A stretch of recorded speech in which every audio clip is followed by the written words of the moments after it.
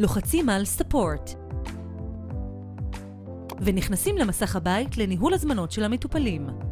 ברגע שפותחים הזמנה חדשה, העבודה תופיע בסטטוס Open. בעת תהליך ייצור, העבודה תופיע בסטטוס In Progress.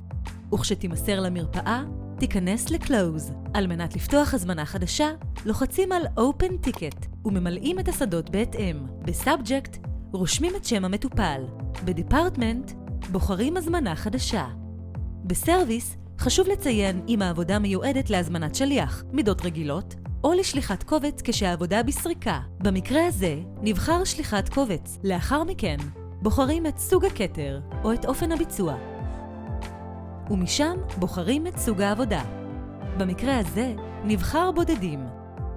בוחרים את סוג חברת השתלים, או מקרה ללא שתלים. וחשוב מאוד כמובן לציין את הצבע הרצוי. בטיקט בודי, הרופא מפרט ורושם הערות, הנחיות ובקשות מיוחדות. יחד עם זאת, חשוב לרשום את מספרי השיניים, ולוחצים על Save. וזה כרטיס העבודה שבו רשום שם המטופל ומספר עבודה, סטטוס העבודה ומידע נוסף.